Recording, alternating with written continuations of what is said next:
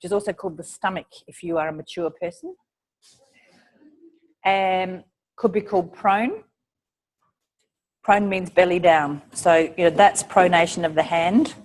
The belly of the hand goes down. So if we're prone, our belly is down. Yes? We're happy with what was probably Latin. So who's really comfortable lying on their stomach? Simon, show us what comfort looks like on the stomach.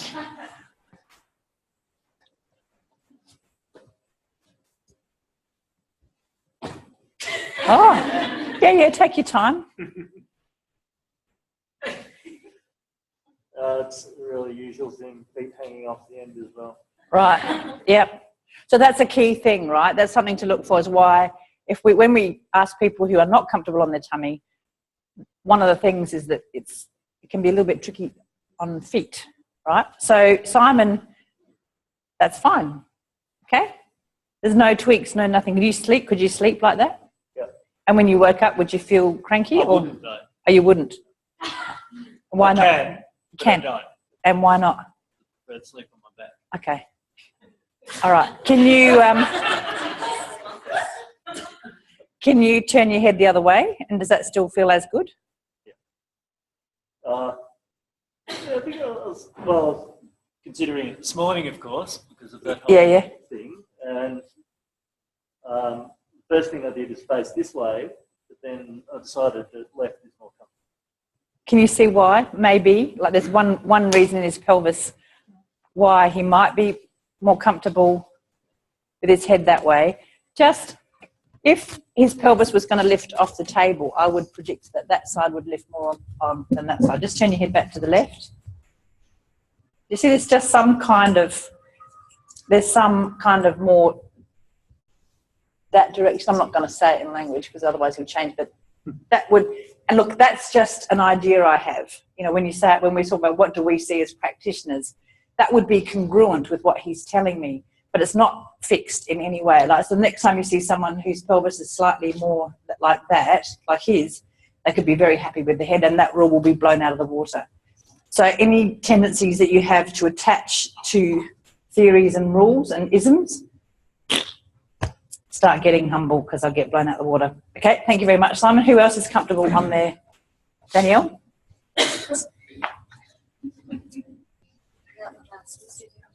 Yeah, so notice this. Glasses, not good for lying on tummies, right? And earrings. And earrings, very good. Okay, so we're looking all the time. What does this mean for us working with people?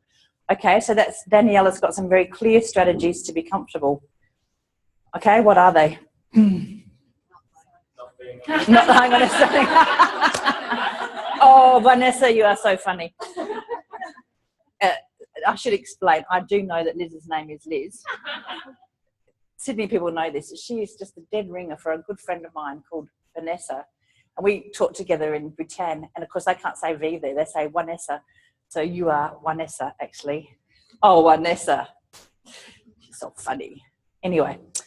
Okay, so she doesn't actually lie on her stomach. She's got some very clear strategies. And these are very useful ones to think about. They're very logical, actually. They're very sensible.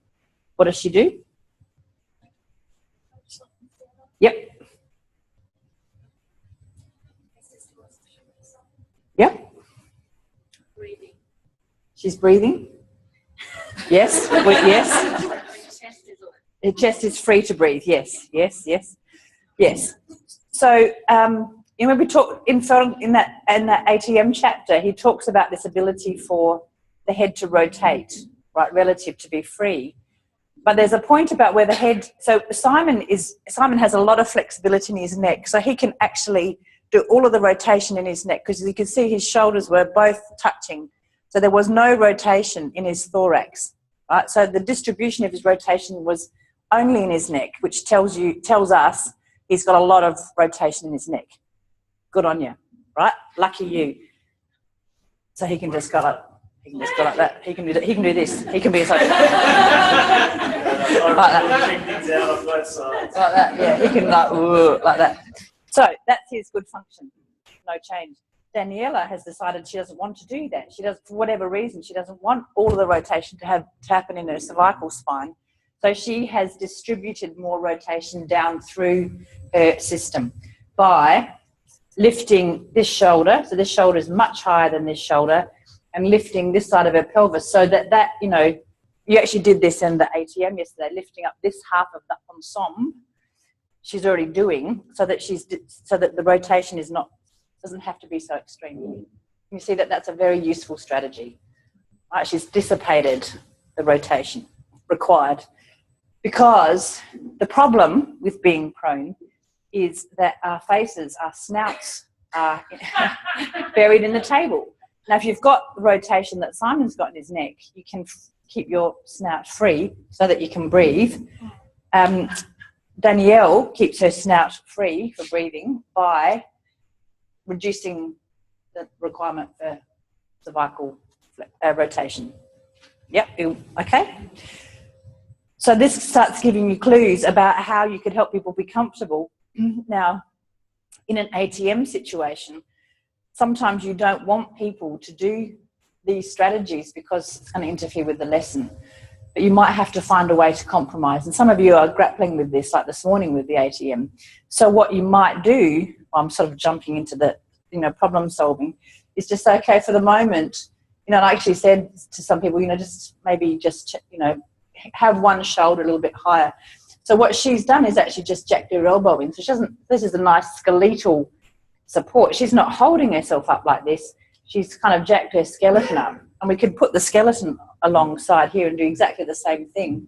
She's got her bone kind of hooked into there that will push her skeleton up. Or you could get some padding and put it under there. And you could say, draw your knees up. Or you could do a compromise. Just push your leg down straight, Danielle. So that would be a compromise. So that her legs are both turned that way, so that lightens the left pelvis off a little bit, again, to reduce. So if you push your knee, put your legs absolutely straight. So you can see she's still got a slight twist in, you know, her pelvis is slightly lifted up there, but not much. Does that make this unbearable? Unbearable, but no. Yeah, so there's the compromise, is that, you know, she could sweep her feet out a little bit more that way. She could draw her knee up just a little bit. Or if you didn't want her to have her knee all out, she maybe just have a little something under there.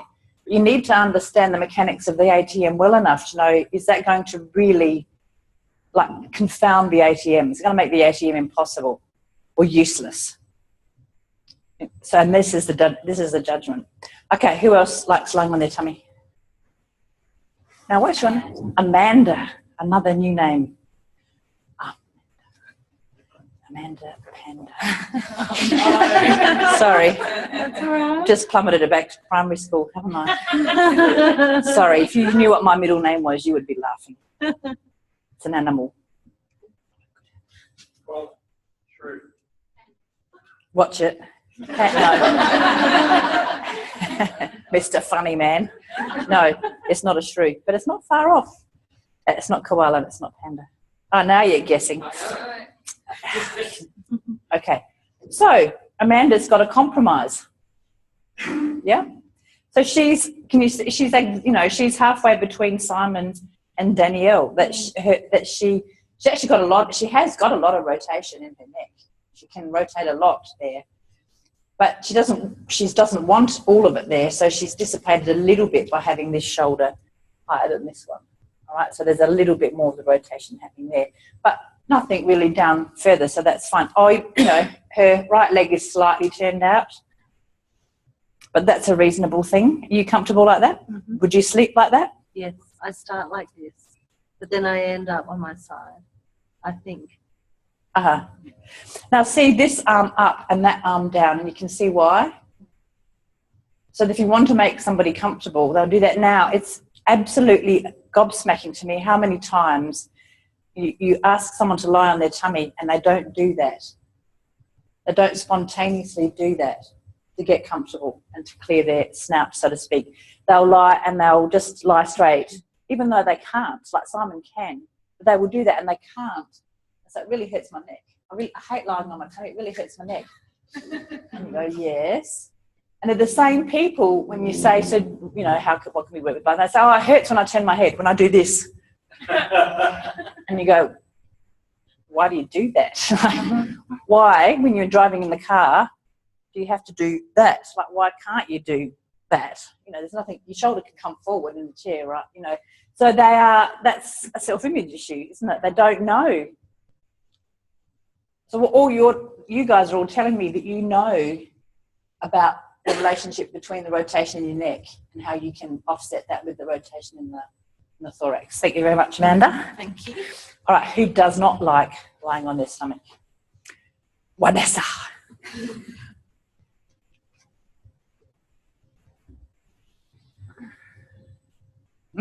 So this is how you would sleep, and then your system would go, no, don't want to do it. Oh, okay.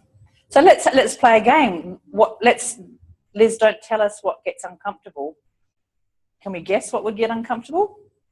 I can't, actually, if you want me to be super honest. I mean, my arm would go to sleep lying on it, but that's just me. This one, the shoulder here. Anybody think their neck might not like it? I am the most important person, Jim. No. So, whereabouts in the back? Lower back? Lower back. So in here? Yeah. Okay, put us out of our misery, Liz. Oh, who said it? You too. Early minute. She did the goddess workshop yesterday, didn't she? The psychic.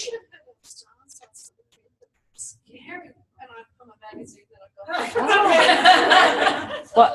Your life was going to change in the next 2 weeks. There were 3 of us and they were all spot on. Oh, that's scary. Oh, that's scary. Is this better or worse for you, Liz? Yeah, it's just temporary. Okay. Swap. So it's different here. So would you still say that it's her lower back that doesn't like this? The back that looks a bit sort of more flat. What would get you here, Liz? Okay. Yeah, so this shoulder is really flat, isn't it? So that actually, even though her arms are up, this forequarter is so flat that she's not getting any of that offset of rotation in her thorax. Really, I remember, because I'm the same as this, I just collapsed into the bed like this. I remember Basil trying to give me an FI, trying to get more tone in my pec so that when I lay like this, I would keep my shoulder up. He couldn't. He abandoned me.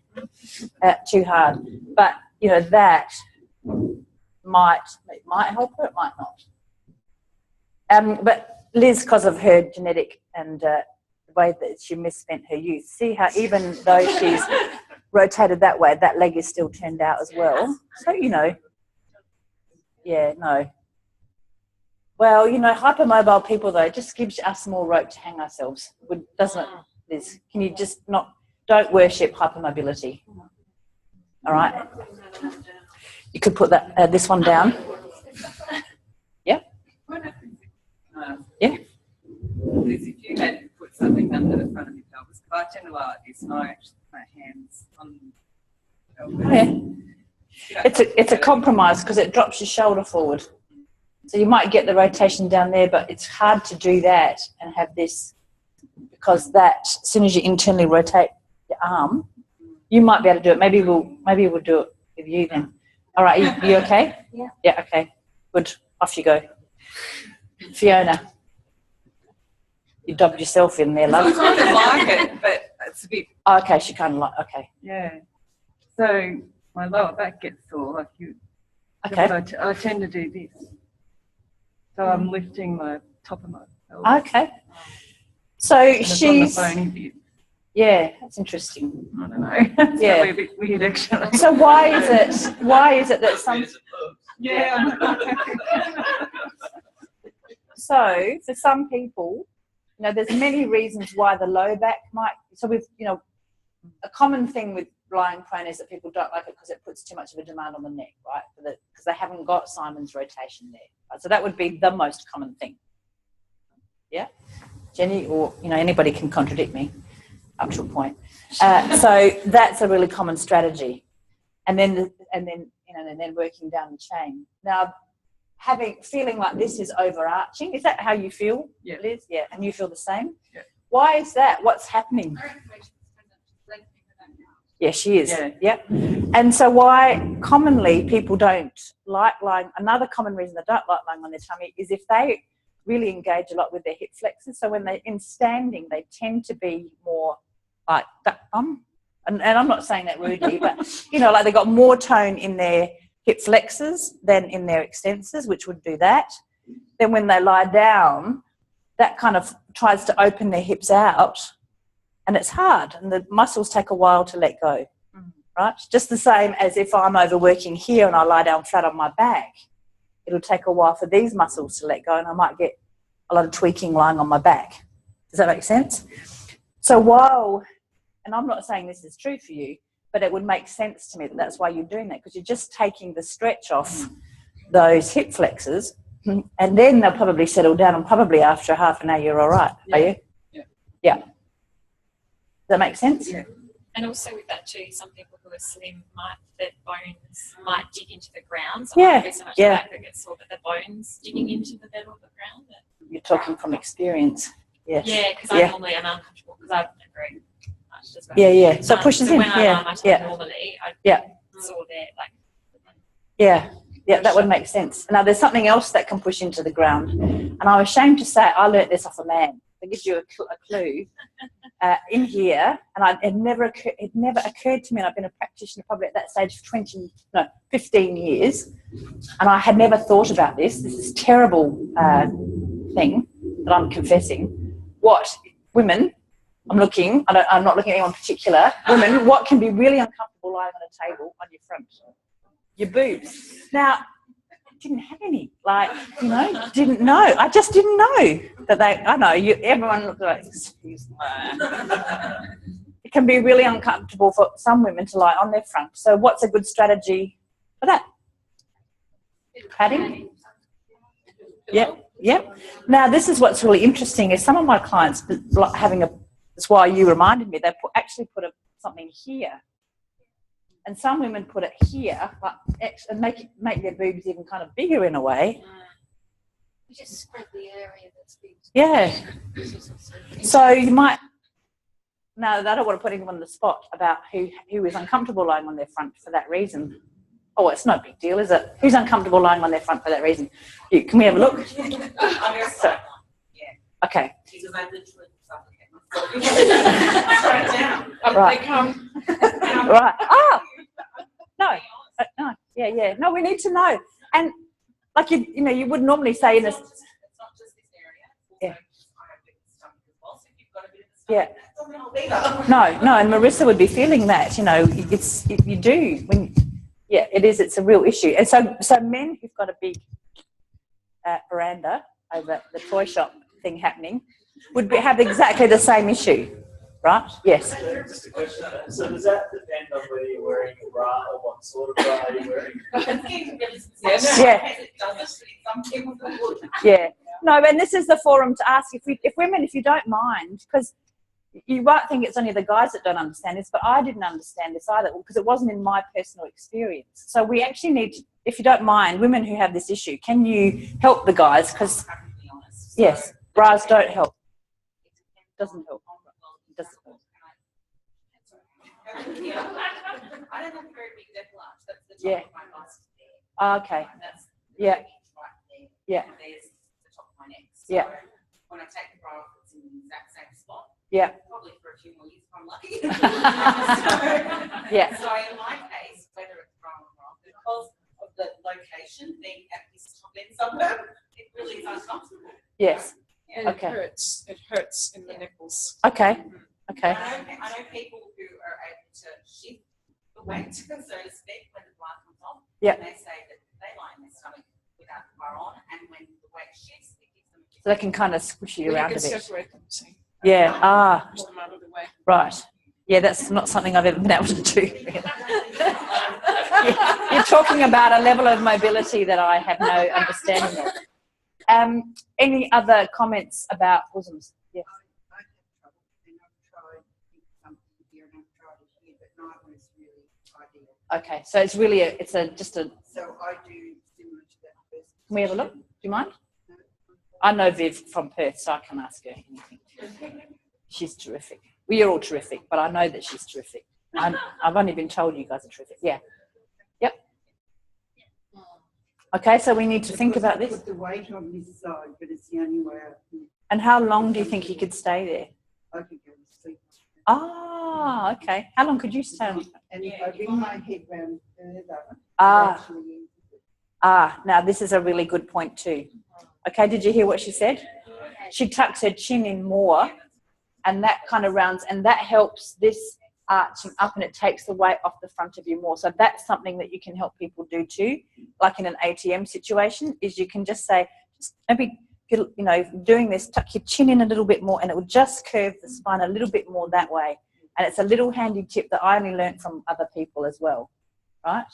So, and show us the opposite, where if your head's back a long way, see how that just makes her more, you can see it makes sense, doesn't it? Pain in my back. Perfect. Yes, yes. Pain in my neck. So that what you saw with Liz, that would be another antidote for Liz, maybe. Yeah, thank you very much. See how much you guys know? Like if you share your experience, like there's 30 of you, there's 30 fabulous strategies in this room that you've learnt. Now, dare I ask, men, are there things that are uncomfortable for you lying on your front? It doesn't matter which way I lie. Yeah. Yeah. And, you know, let's just say there's nothing about size here, so things can get tangled up. What would you advise us ladies? Do we just say, can you get yourself comfortable? Yeah, so the lady, so if it's a female practitioner and we're working with a guy, we can just say, just make sure you're comfortable, like just wriggle around till you're comfortable. Just make sure you're not lying on it. Oh. Which you learn when you're about 1 year old. Okay, all right. Right, so we're just tapping into early learning here. Yeah. I've had bad injuries playing football when you get slammed onto the ground and you haven't prepared yourself. It's just about, if you land on your pubic bone, then obviously you've got, stuff on top of that, then it's not good. But when you're lying down, just push it all down. Right. Yeah, but you guys are kind of happy to take care of yourself. Is that what I'm hearing? Like we don't need to give you a, yeah? They just do it, yeah, because you've learned it since you're 1. Well, it only works. So you move. If you allow room for them to move. Okay. Okay. Right. Are we hearing it? Did you have something to say? Yes. Yes. So in teaching have you done the baby crocodile ATM? Oh, sorry. Have you done the baby alligator ATM? Okay, so I learned something that I didn't ever know when I was teaching a class at the Victorian College of the Arts. So these kids are about 19, and they're doing the baby alligator going from side to side. And then I said something that I thought was pretty funky that I learned from Frank, which is imagine that you're doing this ATM on oiled glass. So things changed. Oiled glass. Oiled glass. And then at the end of the ATM, and I said, okay, turn over and see. And the boys didn't turn over. Oh, really? They didn't. And so I thought, oh, how can I get out of this? I said, just lie on your back and bend your knees. And a couple of them sat up. And at the end, I knew them quite well by this stage. I'm like the mother figure, And the girls came up and they said, Fran, the boys all get a blue book when you teach these lessons on the belly. And I thought, what is a blue book? I'm learning so much, Fran. I know. Hang in there, sister. Yeah, it's an erection. Yeah. All right. So, well, and the oil. A blue book. Yes. Yeah, a blue book. Just to let you know, when you're teaching lessons on the belly, to give a recovery time. Okay. Who knew? And so it's got nothing to do with. I was getting caught up with the oil glass. I was thinking, was that particular? Well, that makes it very sexy. Ah. I mean, imagine doing an ATM on oil glass. Yeah. See that oil glass didn't take me anywhere, but It said it didn't take me to a blue book, but yeah, right. Well, there was one guy who just, it happened every ATM that he did. And so he just really came up to me and he said, I'm just really sensitive. Anyway. Well, it was an and how did awful you, moment. okay, so Fran's brought up a really good point here. This is going to happen to you in your class, and you just gave people more time. Any other strategies to sit or Rest on your belly, and recover? bend one leg. Which queen? There were a lot of queens in the class. Not Denmark. No. Yeah. Yeah. And lie on your back but bend your knees so that it gives time Okay, for ladies, things we're to hearing this. settle down. I'm presuming that men know these little tricks, but Well, but the girls maybe don't. Any control over it. yeah. That's right. Yeah. Yeah. Yeah. Yeah, the blue book. Blue book. We were actually talking about this at lunch, and I did a class which was the legs out. Oh, yeah. And I was quite happily going through it, and I'm talking about it, and eventually they get in the position where their legs are out. And I have 4 ladies I was teaching, and they all had their legs crossed. And I said to them, because I was standing in front, I went, isn't that amazing? Like, you've all gone into the same position. When I do this, I never do that. Duh. Oh. And then one of the women goes, yeah, well, we're a group of middle-aged women, and you're a guy. Yeah. I'd be like walking up and down in front of them. So just a hint, probably don't do that.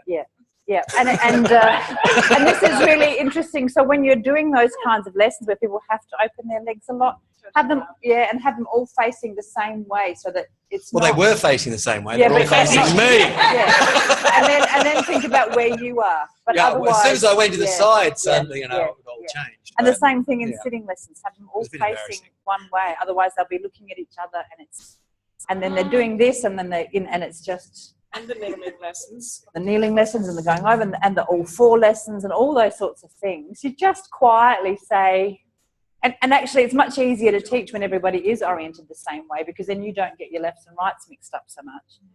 And you know, because then you've got more. So there is a discipline. We're talking about self-guiding, but there is a discipline that you have to impose in an ATM. Yes. Well, I guess I'm from a women's only circus, so it kind of changes the dynamic a little bit like that. Yep. But there are many sexual poses that we do during stretching. And I guess one of the things that the trainers do is, 1, recognise it's a sexual pose, and 2, give it a really non-sexual name. Like one is called Toad on the Road, where you're prone facing or whatever. You've got your knee. I'll just do it. So you're like this. Yeah. And you've got to move. And it's called Toad on a Road. Toad on the road, like you're a toad and you're being hit by a car. And So, I mean, it helps that it's a safe space to begin with. Yeah. But then for some women, that's still uncomfortable to do that with other people. So you just say the obvious, and then you make fun of it, and then you'll just enjoy it. And I think, that's helpful for me anyway, thinking of these things, because we will come across similar things. You will, absolutely. I think great sometimes idea. it's better just to say it.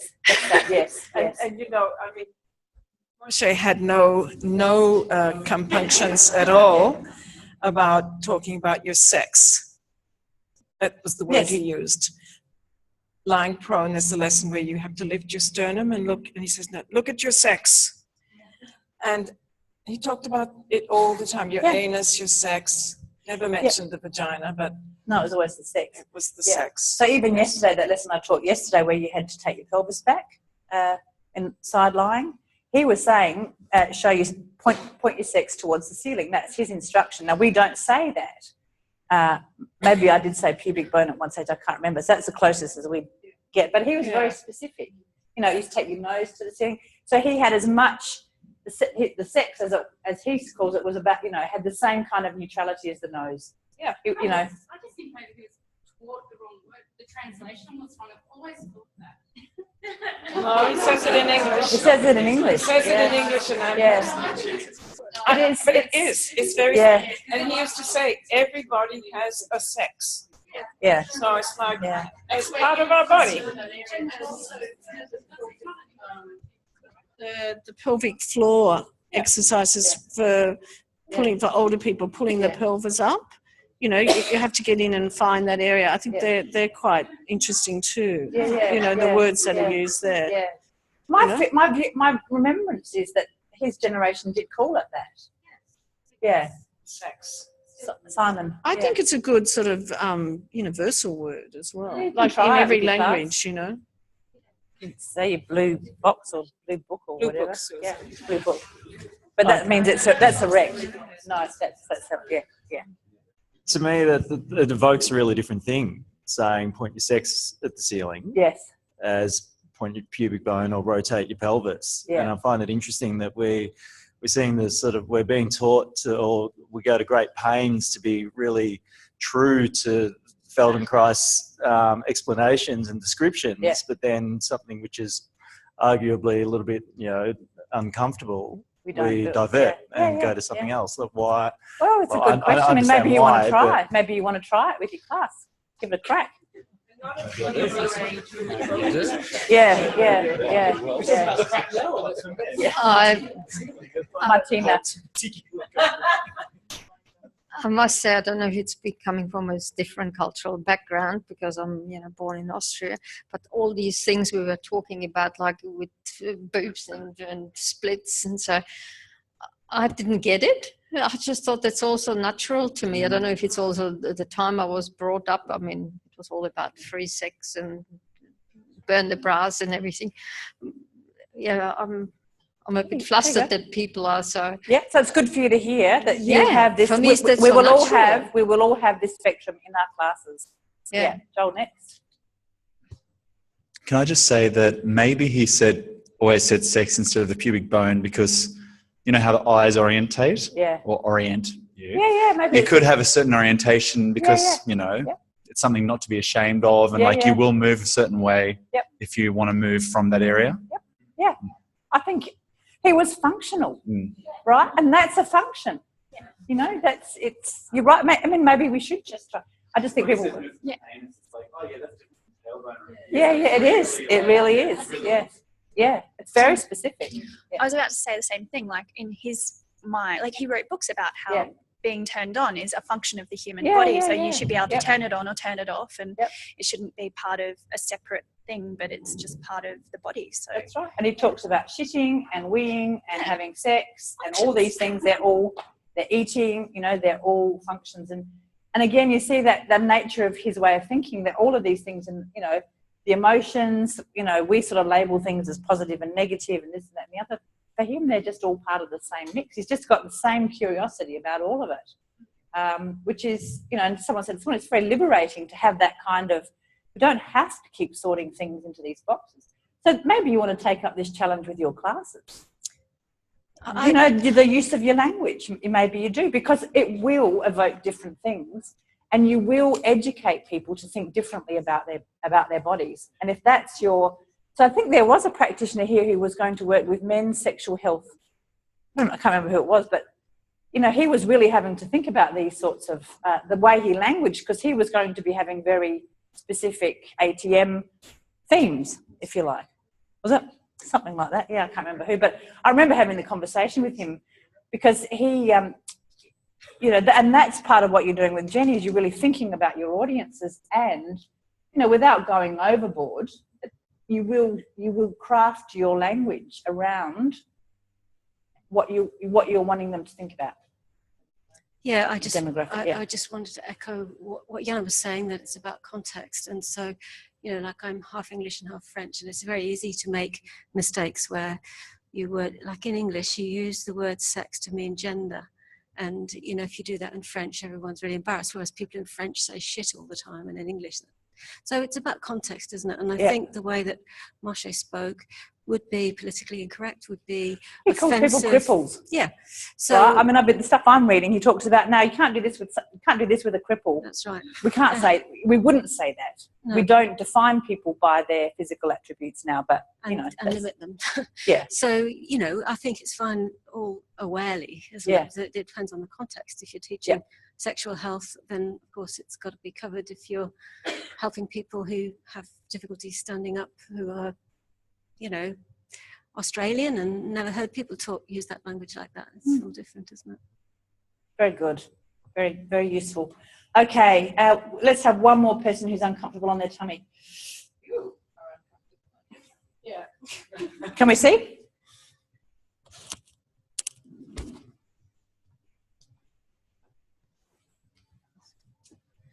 So I figured out when I put my hand in a different way, I'd be pretty more comfortable. Yep. But the main issue is I'm lying on my heart. Lying on your heart. This is what people often, so we all get the feeling suffocated because of the snout business, but this is really common too, is this feeling of compression on the heart. Yeah, thanks for bringing that up. So what you're doing, so show us what you used to do when you're really uncomfortable. Like how would you make this worse? Sorry to put that, but you know, this is. I don't know. They patted me all over. Yeah. I don't remember actually. Yeah. But maybe, It also looks like Karen's head has to come a long way forward to come to the bed. Like, yes, I wonder if she had something under her head, whether that might help. Does that help, Karen, when you have something under your forehead? No, it's more that the hands can just tip your. Just put something. Put your head up and put your forehead down. Up again.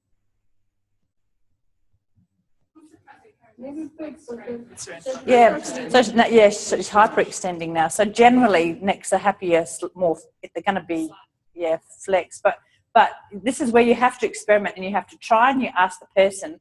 And this is part of them starting to make guided choices, right? But it's like you do with kids.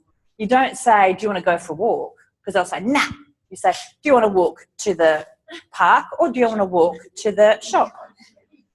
And either way, you get what you want. And so with this person, you get a walk, right? But this one, you're not saying, I mean, the option, you really want them to lie on the table. So you say, is this better? Does this make it better or worse? So you're starting to train them already to make these distinctions. But see, now they're getting the feeling that they're in control. But it's not free-range control, right? It's not that they have to do it all. You're guiding them and making suggestions, and they're starting to make decisions. So you're breaking down that. I know exactly what to do for Karen to make her comfortable, because she doesn't know, because she's dumb. She doesn't know her body and she's dumb. She's got no idea. We're already starting into that partnership of how to make people comfortable. So you do it with the ATM. So Karen, what you're doing is she's just tipping her shoulders to take a bit of pressure off her heart area. Can you see that that's what she's doing? And the larynx. You feel like you're choking as well. Some people do, but you don't. Yeah, but it's the heart, this feeling of, and it can be very uncomfortable because you're on the floor and you can you feel your heart going boom boom? That was what some people say. That was when I came here the first time. Yes, I couldn't bear to be 5 minutes on the floor. It was not possible. Yeah, and now you can. Yeah, now I can. It's great. Front and back, or just on front? No, just on front. Yoga, you do the back side. Was the same with yoga, and with time you learn to adapt and to change. Yep. Mm-hmm. Yep. So for Karen, it's both up hands to support, because it's not the rotation, it's the pressure here, which is not dissimilar to the boob problem. I have a very strong aorta. Yeah. See, I feel my pulse as well there as well. I'm not skinny. It's not because I'm skinny though. Yours is just put a bit of fat on, Vanessa. Thank you, Karen. You can hop off. And I was feeling disabled. They had to put such big glass under me. Yeah. And it didn't make it not so comfortable either. No. Yeah. So what would you do? Well, so who helped you? Who helped you put your hands like this? That's now fixed. That was today. Oh. She was Yay! And you figured it out for yourself. You know, look, I'll say it a million times, you can have faith in this work and have faith in the people on the floor. that if you keep going long enough and you keep this inquiry and this kind of, you know, this sort of weird little self-guidance, but this permission to experiment, it is extraordinary what people come up with. And I mean, Karen said it really beautifully. When people keep rushing up to help you, there's nothing wrong with that. But there is this element of, I must be doing it wrong if they're coming up to help me. So you've got to be judicious about that. If you do it all the time, like the nanny, you will create that feeling. So it's about, you just do it quietly and with discernment, right? That's really useful. Yeah, but I was thankful that someone came up and helped me. Oh, there you go. Still, Okay. there was this part of me, I'm disabled somehow. And that's because I'm always big. So I'm disabled in some parts of my life. And I think that triggers that button. Yes, yeah. And everybody will have something that they feel disabled about, right? Is there anybody in this room that doesn't feel like they've got some kind of disability, like something that they're, you know? We don't have to say whether you do or you don't, but you would think, you look around the room and go, oh, no, you're all very able-bodied, right? But everybody will have something that's either very secret or very overt that they will have this feeling about.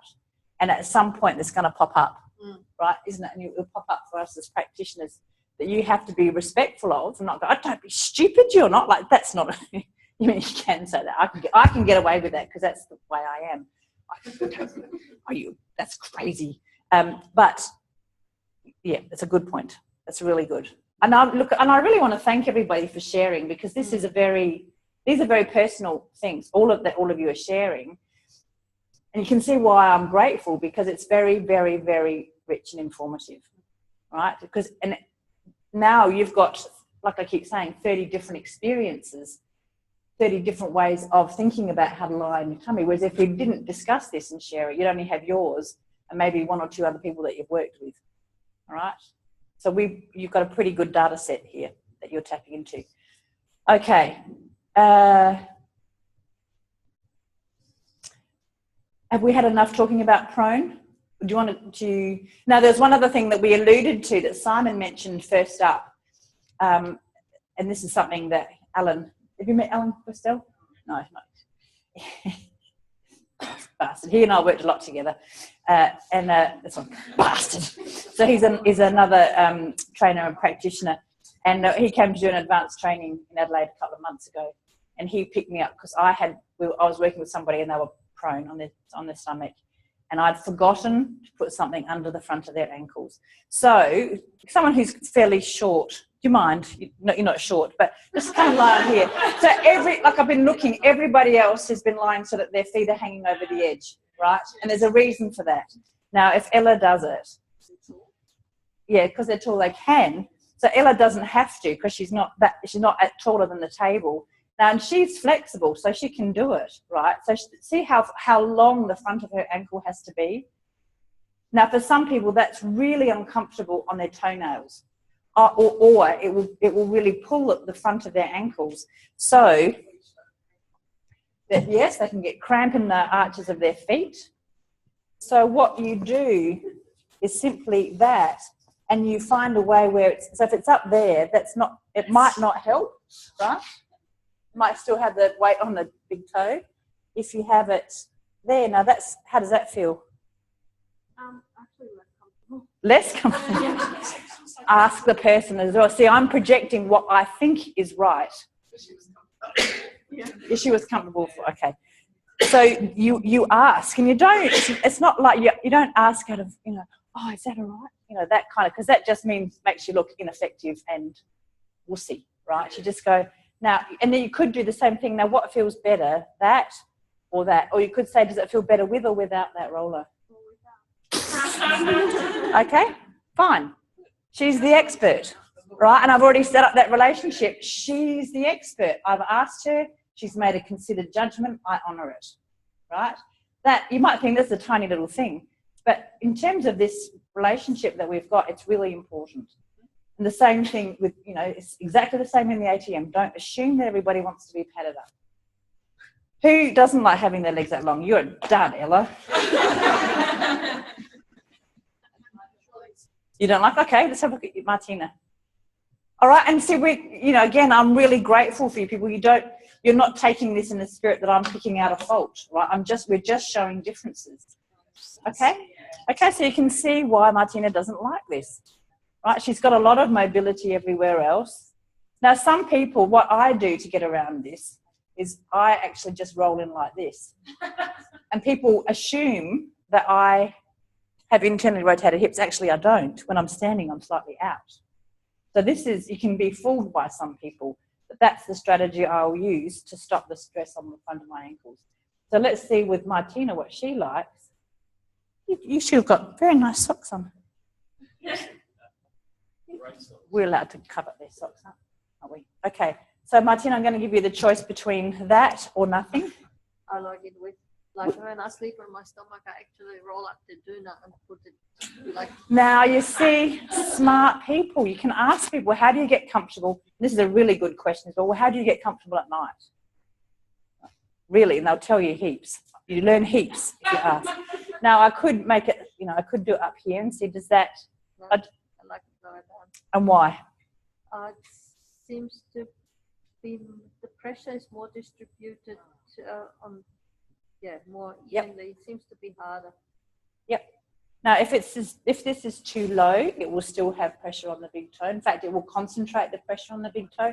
So there is going to be a happy medium of wherever it is, and you can try.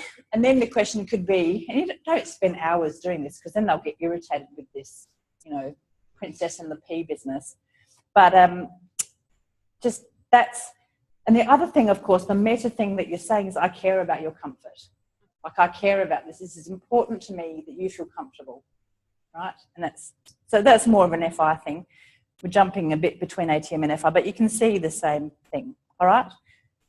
So that's nice. Yeah. So I think we've covered everything. So sometimes, there's a lesson that I give a lot where I actually put something softer than this under here that I'm really wanting to work with this flex business here because it's something that interests me. But you can think about the pad under the tummy, you can think about a pad under the chest for that sort of stuff. Now, interestingly, I've got a client who is comfortable, the way she gets comfortable lying on her front is to have a pillow under her head. See, what I do. Really? When I sleep, I actually have got a pillow here. Yep. And have got this here. Yeah. So, and you can see why, right? This is possible, but this is nice. On here, that supports it. Yeah. This client has 2 pillows under her head. And I went, no. In my head, I was going, no way. She is. You feel her tonus. She's comfortable. Her breathing's free. And you got, this sort of thing we talk about ideal posture. Her head's free. It's what she's used to. So who am I to contradict that, right? So it's what it is. Okay, so let's go away. Let's go away. Just go away. Actually, no, I was going to ask Jenny and Fran if they have any other favourite paddings or any other modifications that we've missed. One thing I do with a very big one. Do you have a giant ball? Oh, yes. Good. Yes, good. Yes. And this is quite nice for pregnant women as well. Here's one I prepared earlier. So at home I have a 3-meter soft one of these with a sponge. And where is she, the pregnant mother? Here we go. Not overly pregnant. But let's imagine that you are 6 months old. Yeah. So you would straddle this. So this would go under your pubic bone. Okay. Do you want to try that? Okay. Oh my God. It's fantastic. It's fantastic. So yeah. So if I was on the roller, I would be like that and like that. Okay. Yeah.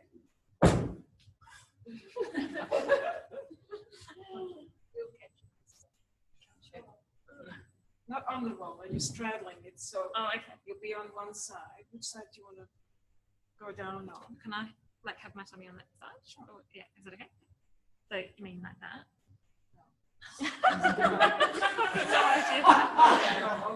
Oh, over on the side. Yes. This is not working. Not squishy enough? Because mine is nice and soft. Oh. Okay. I know what you mean. Like it's deficient. Oh, yeah, like just like pillow one. Yeah. Yeah. I know what you mean. Yes. And have a, I sleep like so that it goes under the shoulder as well. So it's like goes down. Oh, yeah. Like a big body bolster. Yeah. Yeah. Team pillows. Yes. In occupational therapy, people with disability, that's something called a cuddle body. Yes. That's a long, like S-shaped type of pillow, which you can transfer either from behind, around your back, below, or from the front. Like put your tummy on, like you were wanting it to do, and put it also between your legs. Yes. So it's called a cuddle buddy. That's so right. to keep And they that in haven't mind. paid much. Yeah, I've got. This is a little bit too high. Mine is really gooey. Yeah. But it's lovely because you've got access to the front and the back. So it's a tummy put on top of the I do. I have like. That's a different tummy. Is it like here or is it like? It's like it's big. Yes. I've got the operation and I can't show you physically yet. But there is.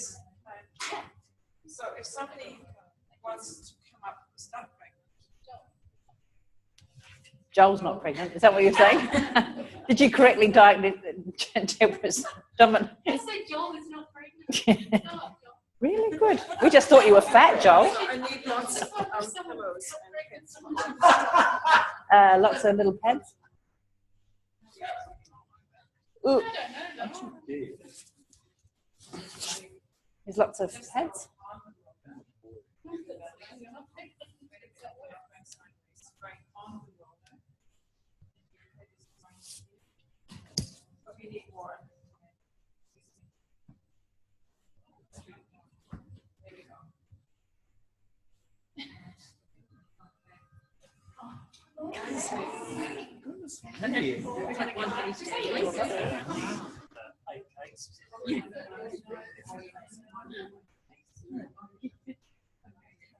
Not me, not me. Somebody naughty, because I'm not naughty. So the thing about this position is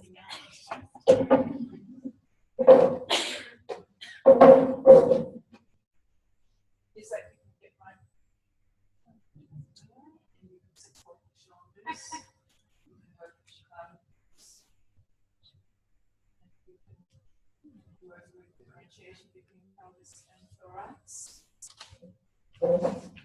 And it's a nice squishy roller, so you're not getting that instability with a hard roller lesson. That's right. Yeah. So you can see how she can roll. Yeah.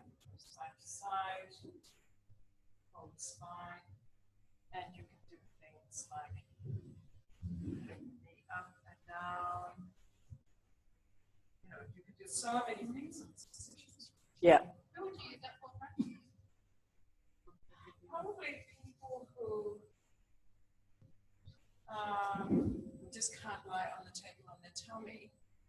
Would it be something like that? Yes, exactly. Either filled with those bubbly things or a soft roller. Yeah, so think about the people that we've seen who weren't comfortable, who maybe like they can't get any weight, yeah?